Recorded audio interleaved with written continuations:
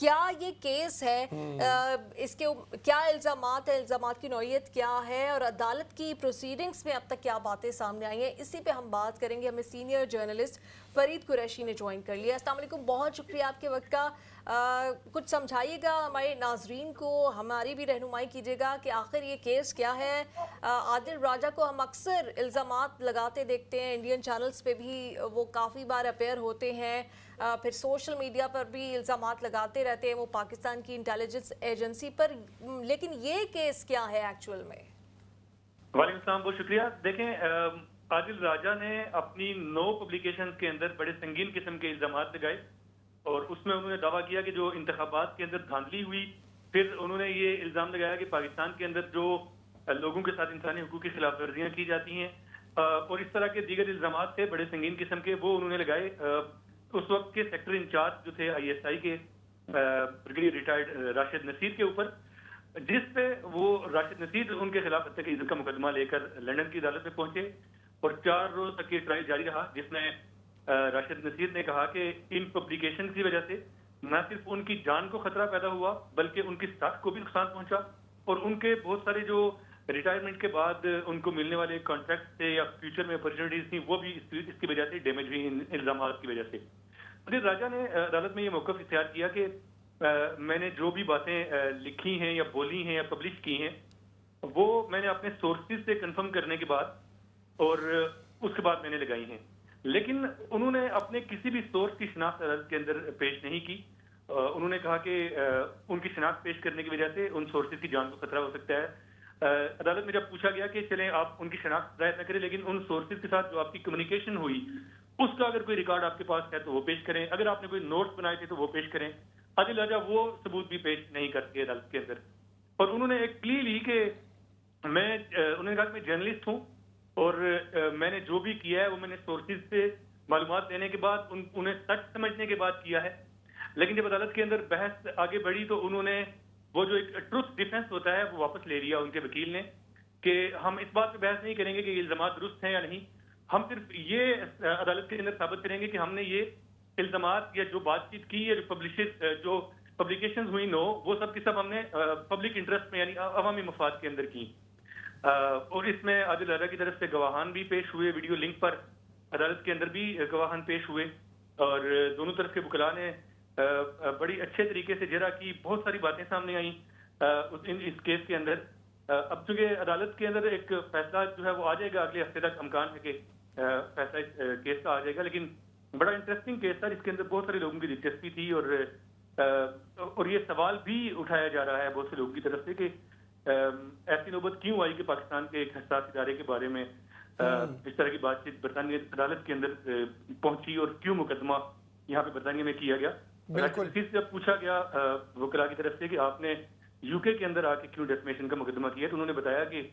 ان کے ساتھ لندن سے کچھ جرنلسٹوں نے رابطہ کیا اور انہیں بتایا گیا کہ آپ کی ڈیفیمیشن ہو رہی ہے. پھر انہوں نے بتایا کہ چونکہ عادل راجہ برطانیہ کے اندر تھے اور انہوں نے یہاں سے بیٹھ کے وہ ساری جو پبلیکیشن تھی وہ نشر کی تھی، اس لیے میں نے یہاں پہ ان کے خلاف کیس کیا ہے. اور انہوں نے اپنی جو برطانیہ کی انٹیلیجنس ایجنسیز کے لوگ ہیں جن کے ساتھ وہ پاسٹ میں کام کر چکے ہیں ان کے ساتھ اپنے تعلقات کا حوالہ بھی کیا کہ ان کی طرف سے بھی ان سے سوالات پوچھے گئے. اور انہوں نے عدالت نے ان سے پوچھا کہ آپ نے یہ دعویٰ کیا ہے کہ آپ کی ساکھ کو نقصان پہنچا تو آپ اس کو کیسے ثابت کریں گے، آپ کے پاس ایویڈنس کیا ہے. اس کا ایویڈنس ان کی طرف سے کوئی پیش نہیں کیا جا سکا اور اسی طرح سے عادل راجہ کی طرف سے جو الزامات لگائے تھے ان الزامات کی صداقت کا کوئی ایویڈنس بھی ان کی طرف سے پیش نہیں کیا جا سکا. اب معاملہ صرف یہ ہے کہ عدالت نے یہ دیکھنا ہے کہ کیا یہ جو پبلیکیشن تھیں یہ عوامی مفاد میں تھیں یا نہیں اور اس کی بنیاد بالکل. اچھا فرید یہ بھی بتائیے کہ جیسے ہم دیکھ رہے ہیں سوشل میڈیا کی پوسٹوں کے ذریعے سے ہی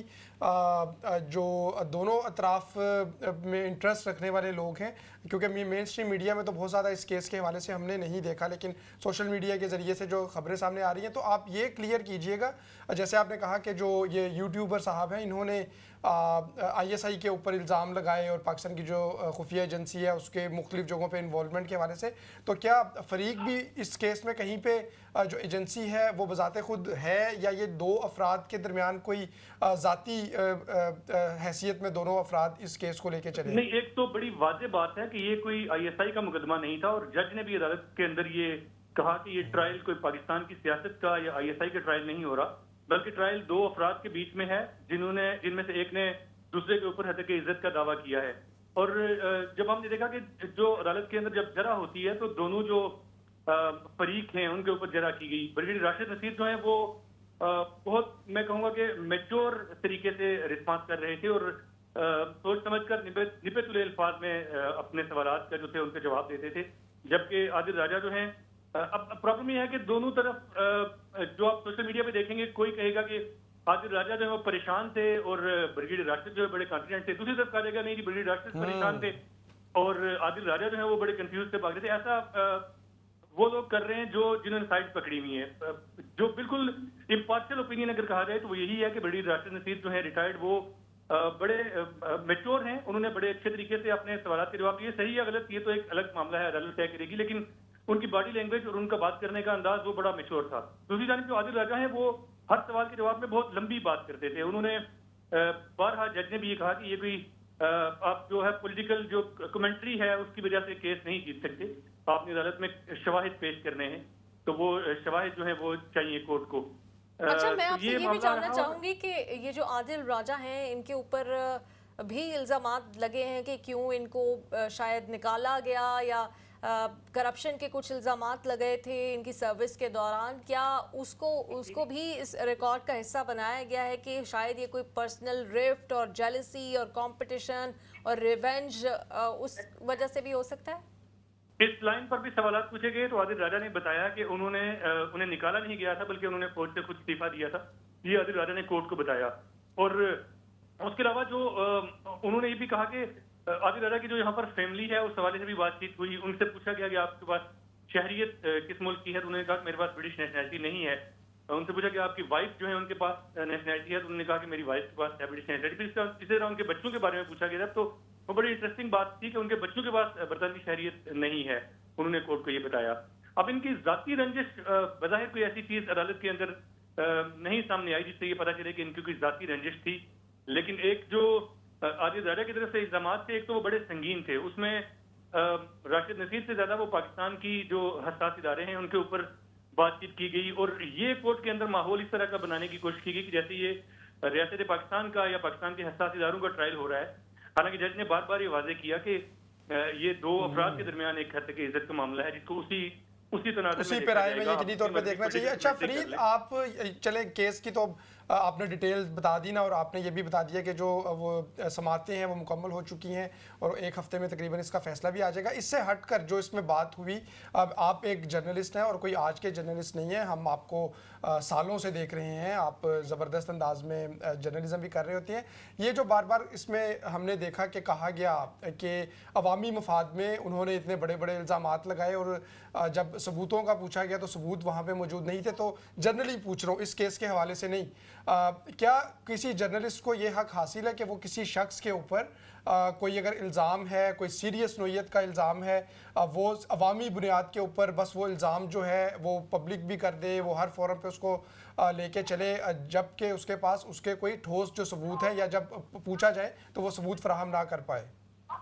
देखिए, ये तो सरासर गलत है और ऐसा बिल्कुल जिम्मेदार सहाफत के अंदर ऐसा नहीं होता। आपने तमाम शवाहिद को देखना होता है। आपको बेशक सोर्सेज से भी खबर पहुंचे तो फिर भी आप शवाहिद देखते हैं, आप हालात को देखते हैं, आप बहुत सारे जो इंडिपेंडेंट सोर्सेज हैं उनसे बातों को कंफर्म करते हैं, जिसके बाद आप खबर पब्लिश कर सकते हैं। लेकिन इस मामले में ये था कि ये सिर्फ कोई शवाहिद की बुनियाद पर या सोर्सेज की बुनियाद पर इल्जाम नहीं थे, बल्कि बहुत सारी जगहों पे हमने देखा कि कोर्ट के अंदर भी ये बात ज़ेर बहस आई कि आदिल राजा ने ब्रिगेडियर राशिद नसीर को ऐसे अल्फाज बोले जो नहीं बोलने चाहिए, जैसे किसी को हराम खोर कहना। ये कोई सोर्सेज की खबर नहीं है, ये एक आपका जाती एक बदतमीजी कह लें आप, या आपका एक अंदाज है बोलने का। इसी तरह से और भी बहुत सारी बातें ऐसी अदालत के अंदर ज़ेर बहस आई कि जिनसे ये पता चलता है कि ये किसी सहाफ़ी की जुबान नहीं है। बदकिस्मती ये है कि सहाफत के अंदर ऐसे लोग बहुत सारे घुस गए हैं जिनकी जुबान इंतहाई घटिया और इंतहाई गलीज है, और वो रिपोर्टिंग से ज्यादा वो अपने जज्बात का इजहार यही तो समझ नहीं आ रही कि